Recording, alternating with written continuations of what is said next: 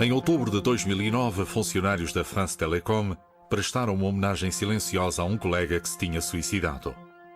O que aconteceu na France Telecom para se chegar a este ponto?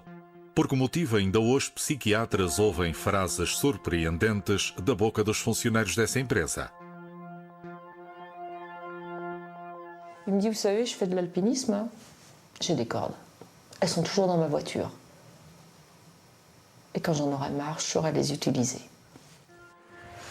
Que plano foi esse, único no género e exaustivamente ponderado, que foi posto em prática para levar à saída de dezenas de milhares de trabalhadores sem qualquer plano social? Toutes les méthodes étaient absolument bonnes pour faire partir le personnel.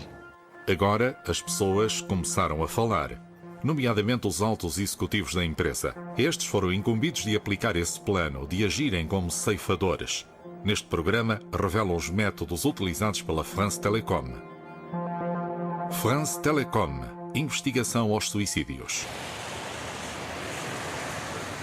Aos 38 anos, Vincent Allouy esteve em risco de desaparecer.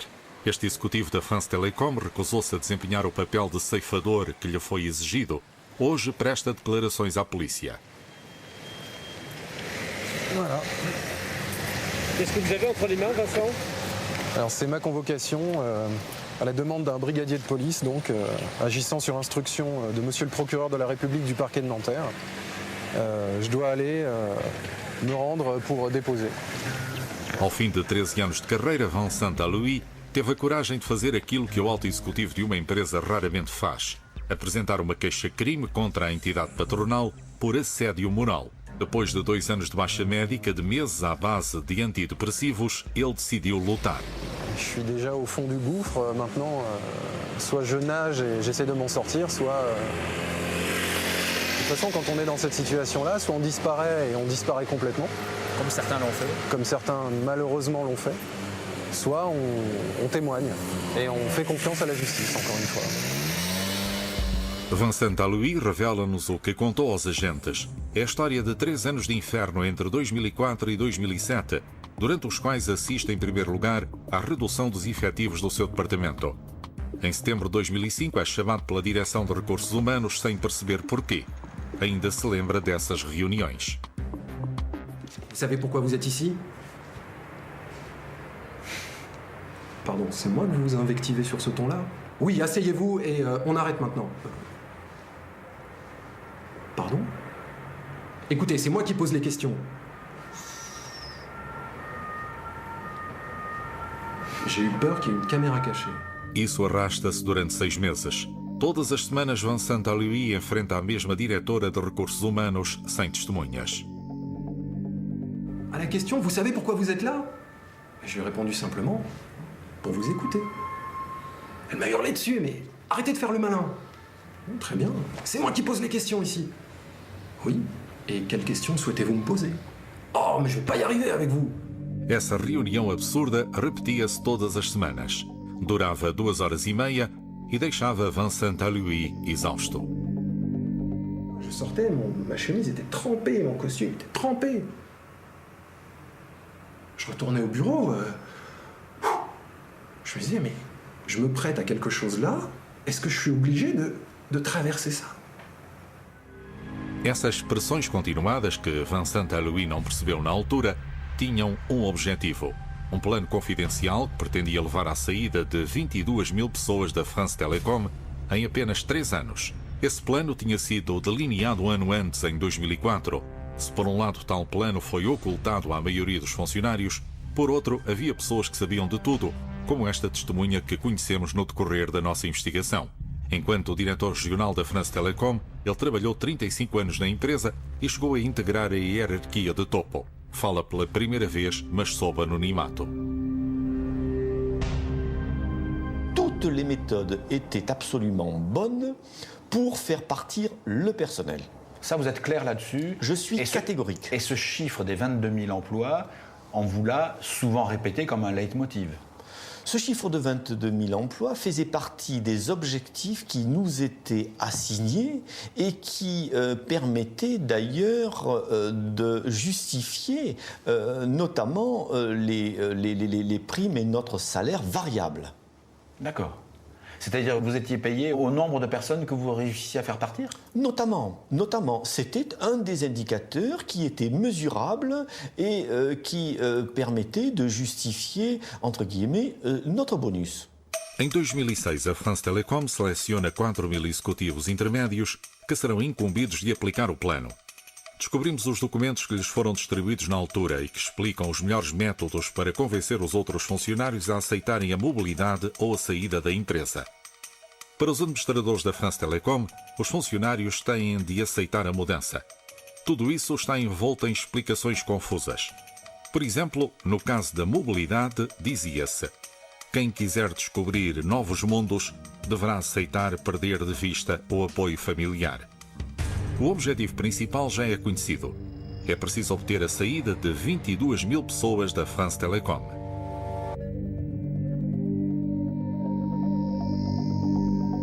Entre esses documentos há um que nos espanta. Compara a situação da France Telecom, atacada pela concorrência, à Batalha de Inglaterra em 1940, durante a qual os ingleses cercados travaram os nazis. Procuramos saber quem teve uma ideia dessas e chegamos à OB5, uma das empresas de coaching que prestou serviços para a France Telecom. Pourquoi comparer, par exemple, la situation de France Télécom à la bataille d'Angleterre? Alors là, c'est vrai que c'est un peu troublant. Hein, la symbolique est forte. A pergunta sobre a Batalha de Inglaterra parece deixar a nossa interlocutora constrangida. Ela explica-nos que não percebemos o documento. Não teria nada de bélico, seria antes uma questão de solidariedade. Là-dedans, c'est à un moment donné un exemple sur le fait que dans la bataille d'Angleterre, il y a une coopération qui se crée entre le mécanicien et le pilote, qui était quelque chose de nouveau dans la manière de conduire son avion et qui est une manière de résister à quelque chose qui est à un moment donné un danger externe. Et donc ils ont développé à cette occasion-là une manière de faire qui était différente et qui nous paraissait intéressante. Pedimos a Vincent Louis que ouvisse a resposta da formadora da OB5. Em 2006 tinha realizado estágios para os altos executivos da France Telecom e chegou a utilizar esse documento. Une manière de faire qui était différente et qui nous paraissait intéressante. On est en train de réécrire l'histoire, là. Par rapport à ça, oui, parce que... Ok. Ce cabinet de consultants qui parle de solidarité, moi, enfin, je suis écœuré. Je suis désolé, mais je suis écœuré. Nulle part on parle de solidarité. Vincent Louis mostra-nos outro documento, frequentemente apresentado durante os estágios. Um esquema que apresenta a France Telecom pressionada pelos concorrentes e, portanto, em estado de guerra. Le schéma, quand même, est assez violemment semblable à l'Angleterre, qui est écrasée par le feu ennemi, le feu allemand, et avec une puissance démesurée par rapport à sa capacité de riposte et sa capacité de défense. Et l'Angleterre va s'en sortir quand même. Et l'Angleterre va s'en sortir quand même. Mais on ne nous parle nulle part des sacrifices, on ne fait nulle part le bilan des morts, et cette personne nous parle de solidarité entre les mécaniciens et les pilotes. On est en guerre contre des ennemis qui viennent piller notre chiffre d'affaires. Para enfrentar o inimigo, a administração da France Telecom preparou métodos draconianos de gestão de recursos humanos, mas não o disse abertamente. Para perceber melhor, fomos ao Conservatório Nacional das Artes e Profissões, onde leciona o psiquiatra Christophe Dejour, um dos maiores especialistas em stress laboral. Mostramos-lhe os documentos. Desconhecia-os, mas não ficou surpreendido, pois já ouviu as mesmas expressões em conversas que manteve com administradores da France Telecom. Diziam constantemente estar em guerra. Ils savent très bien ce qu'ils font, et de façon parfaitement cynique, ils disent « Écoutez, monsieur, vous êtes bien gentil, vous êtes professeur, vous êtes médecin, vous êtes tout ça, mais nous avons des responsabilités de dirigeants. Nous dirigeons le monde économique. Alors de toute façon, il n'y a pas d'omelette sans casser des œufs. Si nous voulons gagner la guerre, il y aura des morts, c'est comme ça. » On est mort. Il n'y a pas d'état d'âme à avoir là-dessus. Quem não quisesse aplicar esses métodos bélicos era esmagado, mesmo que pertencesse aos mais altos quadros. Foi o caso do diretor regional que conhecemos na nossa investigação. Foi alertado por um colega que tinha a cabeça a prémio. Je te préviens, je suis mandaté au plus haut niveau pour te dire que, très exactement cela, tu n'as plus rien à attendre de l'entreprise. L'entreprise te détruira. Ici, il n'y a pas de micro, il n'y a pas de caméra.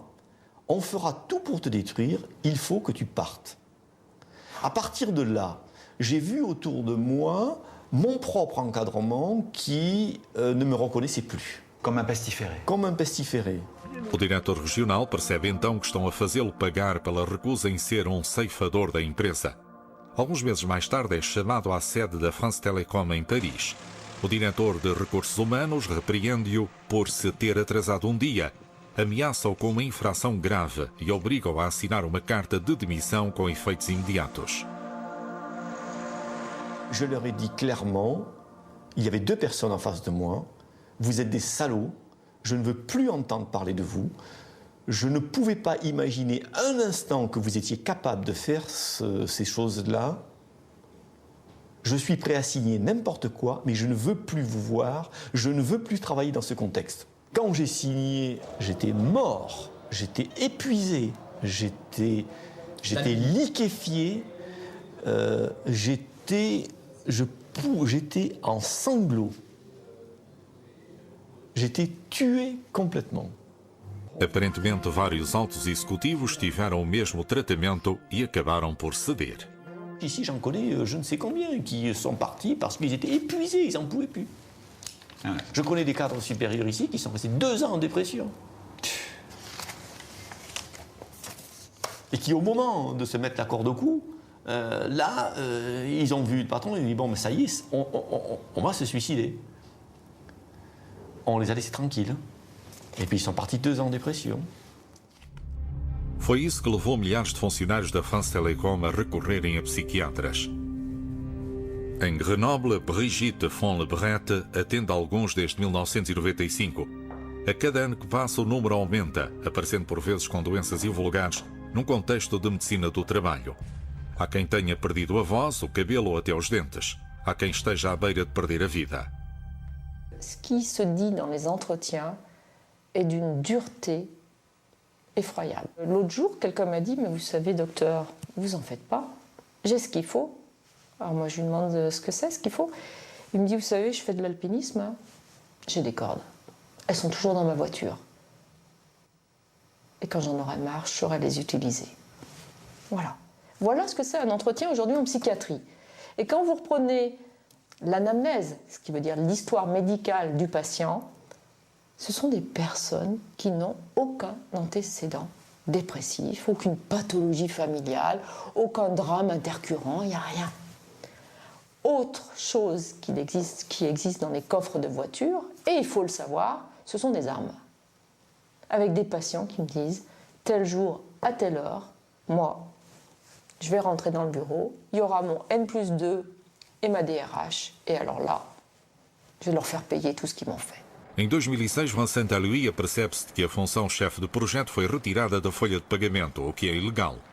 Essa situação atinge 2.000 funcionários, mas a France Télécom apenas tem que pagar uma multa simbólica de €1. Em 2007, esse jovem engenheiro é confinado ao isolamento. Alors voilà, c'est ici que j'ai travaillé de 2004 jusqu'à 2007 et on était là-haut au 2e étage. Et de 2004 jusqu'à 2007, c'était l'enfer pour faire notre travail. Jusqu'au paroxysme en 2007 où on nous a oubliés là au cours du déménagement et on était 3 collègues là-haut. Au milieu, je vous dis, des poubelles à papier, des poubelles organiques et des plantes desséchées. Voilà, et des armoires complètement vides, il n'y avait plus personne. Et on était là-haut, on regardait les voitures qui passaient toute la journée. Là-haut, juste au 2e à l'angle. Os 3 engenheiros dão por si num edifício desocupado de Montrouge, sem computadores, telefones ou tarefas atribuídas. Não arriscam sair do gabinete com medo de lhes marcarem falta. Nos primeiros dias, pensando tratar-se de um engano, Vincent Allouy desloca-se às novas instalações em Issy-les-Moulineaux. para onde foi transferido todo o seu departamento de inovação. Je suis venu ici pour occuper mon nouveau bureau, les nouveaux locaux. Et là, on nous a dit non, non, monsieur, vous ne faites pas partie du personnel, votre badge n'est pas activé, donc je ne peux pas vous laisser entrer. Alors que tout mon service était déjà là-haut, installé et prêt à travailler. Os 3 engenheiros esquecidos tiram estas fotografias e denunciam a inusitada situação através de um oficial de justiça. 2 inspetoras do trabalho vão até lá e encontram os 3 homens sozinhos no edifício desocupado e confirmam que o acesso ao novo edifício, em Issy-les-Moulineaux, lhes está vedado. L'inspection du travail se présente ici avec mon collègue et physiquement, le RH l'empêche d'entrer sur le site. Il lui met la main sur la poitrine et lui dit « Non, monsieur, vous ne faites pas partie du personnel » devant l'inspection du travail. Enfin, on marche sur la tête. Durante 3 meses não recebem qualquer resposta da administração às cartas registadas, à exceção desta carta do superior hierárquico que admite ter afastado voluntariamente os 3 engenheiros. Excelentíssimo senhor, acusa a recepção das várias cartas registadas que me endereçou. Efetivamente, como pôde constatar, durante a mudança em curso, não foi transferido para Issy-les-Moulineaux. À ce moment-là, moi j'ai déjà grillé un fusible.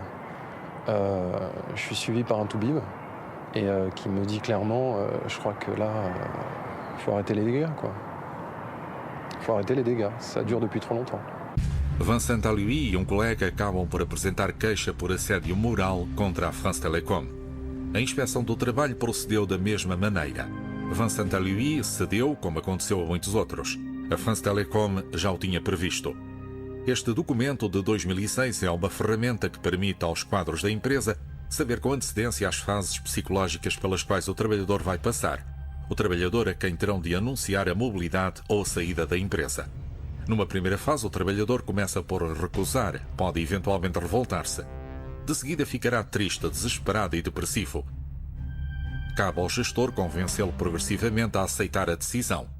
O problema é que muitos nunca conseguiram sair da fase de depressão e morreram.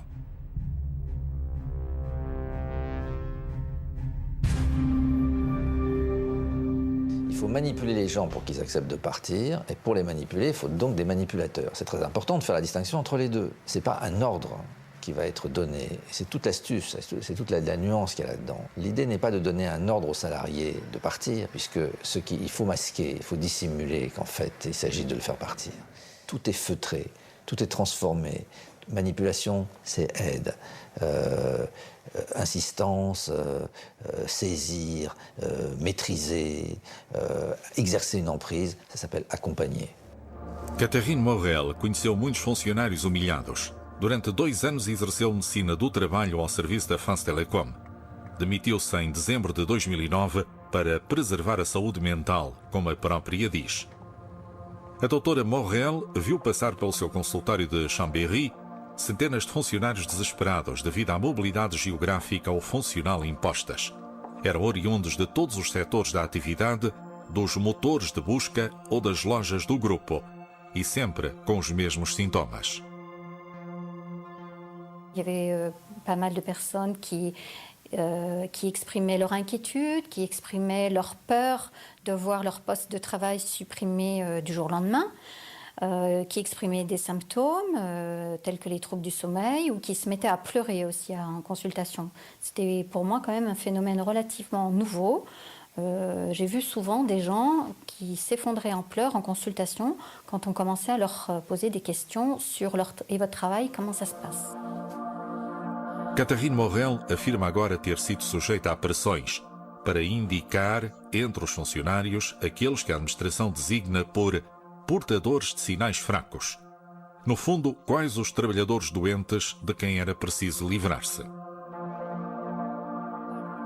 C'est essayer de pointer du doigt certaines personnes et de dire que si ça ne va pas, c'est de leur faute à elles, c'est parce qu'elles seraient faibles, entre guillemets, qu'elles auraient des problèmes de santé. Alors, mon point de vue de médecin du travail, c'est de dire que si les gens vont mal aujourd'hui à France Télécom, ce n'est pas parce qu'ils sont faibles ou qu'ils ont des problèmes personnels, ce qu'on nous renvoie très souvent, mais c'est que c'est l'organisation du travail, les conditions de travail et le management qui a été mis en place, je dis probablement intentionnellement par France Télécom, qui fait que ces salariés vont très mal aujourd'hui. Stéphanie Valette foi sujeita a outros métodos de desestabilização. Quando a conhecemos, em dezembro de 2009, tinha voltado a viver com os pais. Na mala traz uma pasta enorme que não larga nunca.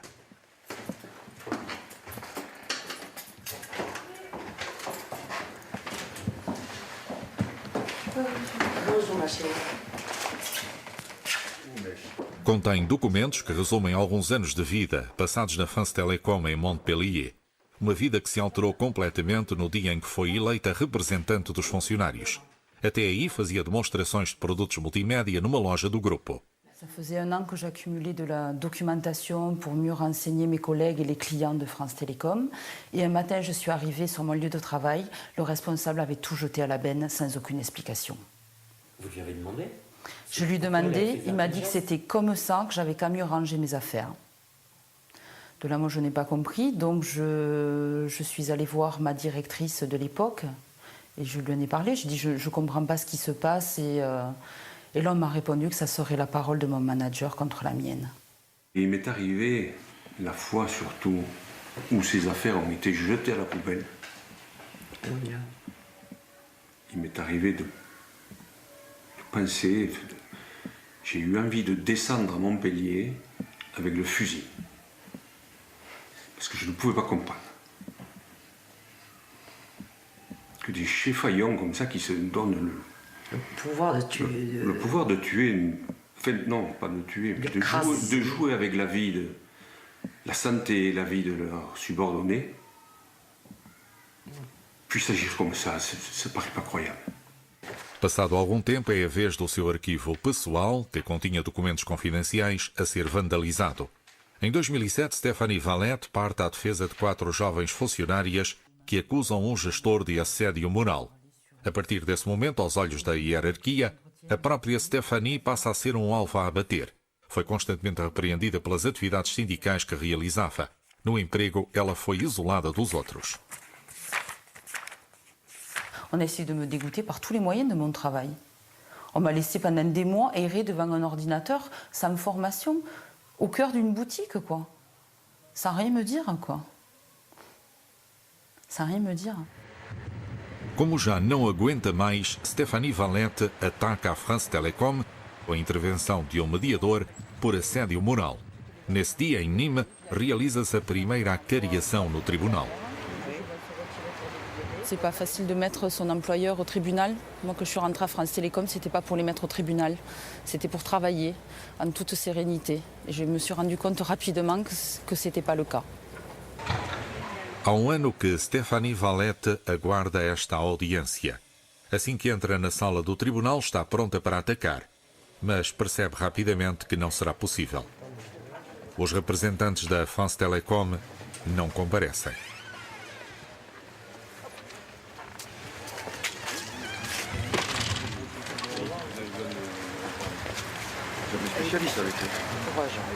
Voilà, une fois de plus, France Télécom se défile, quoi. Voilà, elle fait tout pour augmenter la pression.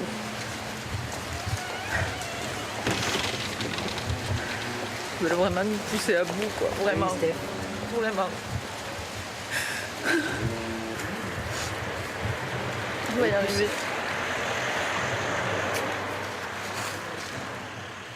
A audiência realizou-se em fevereiro de 2010. A France Télécom foi finalmente condenada por discriminação sindical. Todas as provações psicológicas a que Stéphanie foi sujeita foram previstas e descritas por estrategas da France Télécom. Vimos isso num esquema que foi estranhamente denominado as fases do luto. Na realidade, a France Télécom não inventou nada. Reencontramos esse esquema em inúmeras obras de coaching ou de gestão. Por exemplo, não tivemos qualquer dificuldade em comprar numa livraria Gestão Estratégica, do Boston Consulting Group, um dos líderes mundiais em estratégias empresariais. As fases do luto da France Télécom aparecem nesse livro como o Vale do Desespero. Contudo, são utilizadas as mesmas palavras. É a palavra luto que leva Vincent Allouy a voltar atrás em 2006. Recusa o papel de assassino que foi exigido pelos superiores. ça va trop loin. Ça va trop loin. Et moi, je suis désolé, mais j'ai senti que humainement, ça pouvait pas fonctionner comme ça. C'était pas possible. Je peux pas parler de deuil, je peux pas parler de dépression à mes collègues. Moi, à mes collègues, pour les motiver, je leur parle de nos ambitions, de nos projets, de ce qu'on va construire. Enfin, je les appelle vers la vie, quoi. Et là, on me demande de parler de la mort. Je peux pas, je suis désolé, c'est pas possible.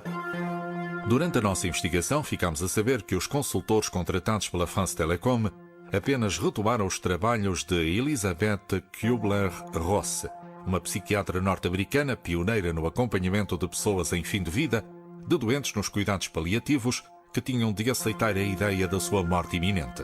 Estas são as fases do luto, segundo a doutora Elisabeth Kubler-Ross.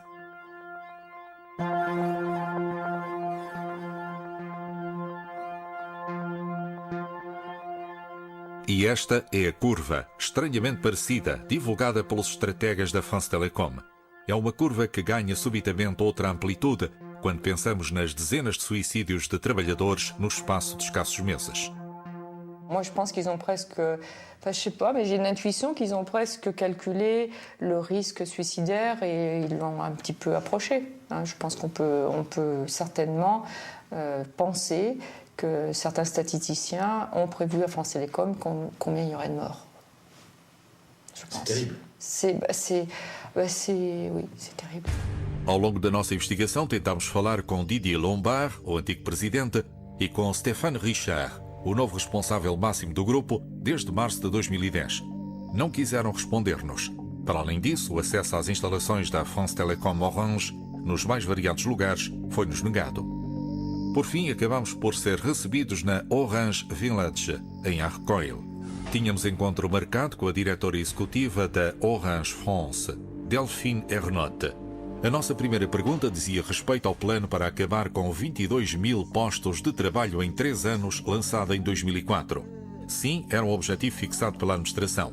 Sim, os gestores incumbidos de aplicar esse plano eram recompensados pelo número de trabalhadores que deixavam a empresa, nomeadamente através de prémios. Alors, au moment du plan Next, les départs dont vous parlez, les 22 000 départs qui d'ailleurs...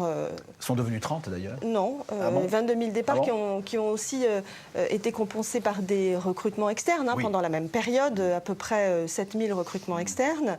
C'était un enjeu qui a été affiché dès le départ. Donc ce n'est pas quelque chose qui s'est fait de manière cachée. C'était un enjeu et un objectif pour l'entreprise. Donc que les directeurs régionaux aient eu un enjeu au milieu de plusieurs autres, le chiffre d'affaires, le business, la qualité de service, un enjeu sur ces départs-là, oui. O problema foi que os trabalhadores de que a empresa queria livrar-se, como Vincent Alioui, por exemplo, aceitaram muito mal os métodos utilizados. Dire à un moment à un salarié, écoute, voilà, il y a une proposition pour toi en dehors de l'entreprise, d'une certaine manière, c'est comme une cassure, une brisure.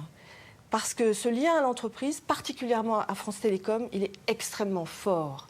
Et qu'aucun de nous n'a imaginé, en arrivant, en rentrant dans cette entreprise, être un jour dans cette situation où il fallait la quitter.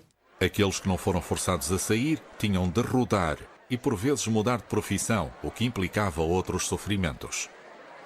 Évidemment, on a demandé des choses très difficiles aux salariés. Vous en avez parlé, changer de métier, moi, ils me le disent, c'est très difficile.